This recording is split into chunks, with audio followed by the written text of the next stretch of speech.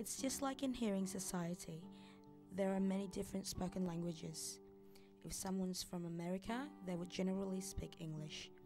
If someone was from Spain, then they would speak Spanish. Exactly like if they're from Indonesia, they speak Indonesian. So each country has their own spoken language and their own cultures, and that's the same throughout the world. It's exactly the same for deaf people.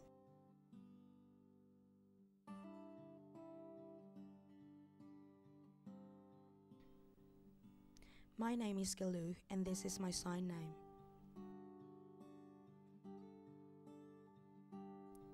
I'm from Indonesia, in a place called Central Java. That's where I live.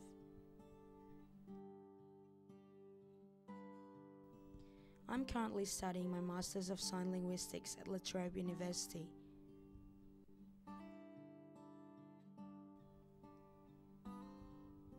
I applied for scholarship, and at first I had to select a country that I'd like to go to. The choices were Sweden, because the sign linguistics there is widely accepted.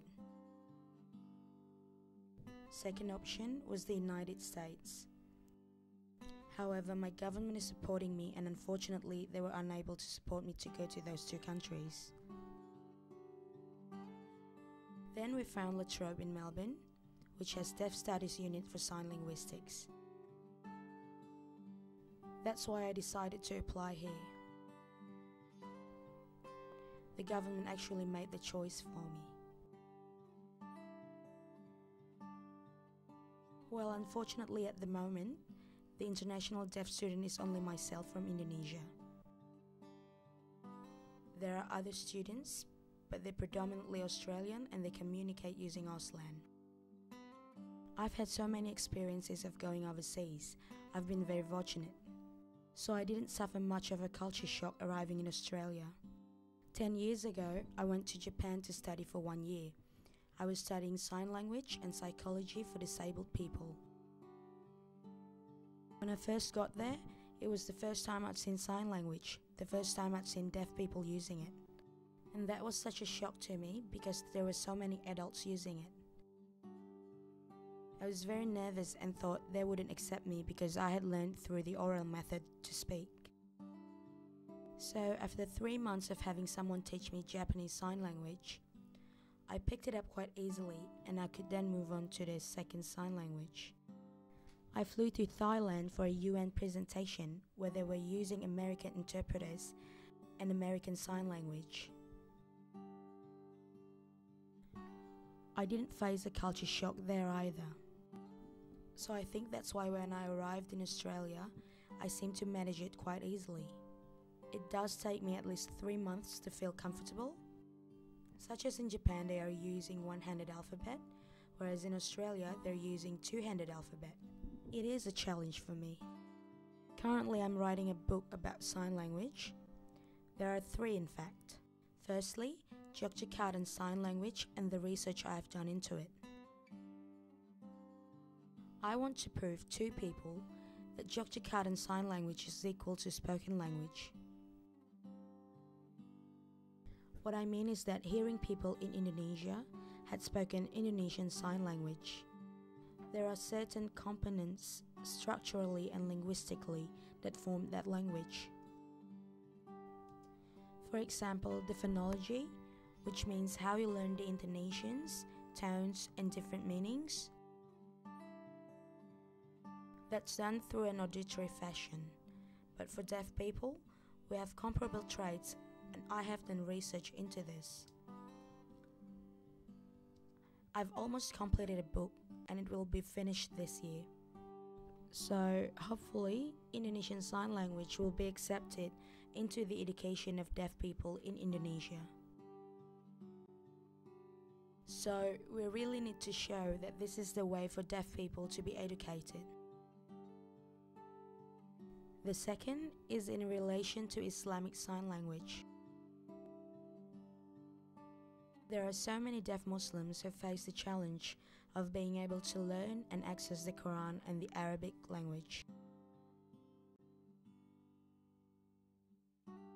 To understand what those words mean if there are no signs for it, and to create ways that deaf Muslims can pray. I would like to work alongside the deaf Muslim communities in America to be able to form an Islamic Sign Language dictionary, so that in the future, deaf people can have the access to their language and religion just like hearing people. The third book that I'll be working on is about how parents communicate with their deaf children. I would say that's a bilingual approach. Not to only use the spoken method, but to combine it with sign language and also the written form. I think that's very important.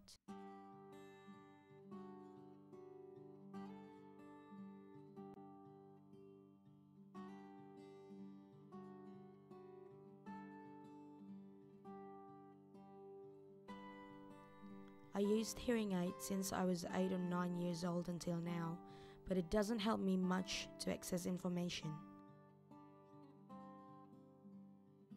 because I couldn't catch every word which is spoken by the speakers. As my experiences, relying on hearing aid and lip reading only had made me fail in my classes. I failed to understand what my teachers and classmates were discussing in class. That's the reason why it took me 8 to 9 years to finish my bachelor's study in Indonesia. Working in international organizations is not the first time for me. I have been actively involved in the national and international organizations for the deaf and disabled people.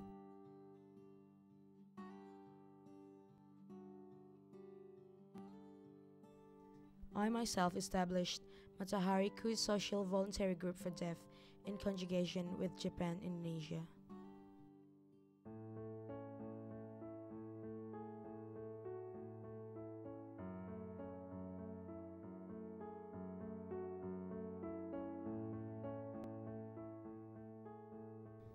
Sign languages that I know are Japanese Sign Language,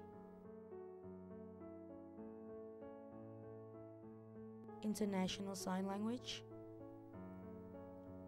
American Sign Language, Indonesian Sign Language, British Sign Language, Pakistani Sign Language, Australian Sign Language.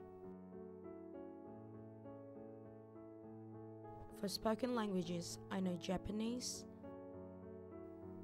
English, Indonesian, Javanese, and basic Urdu. That is all.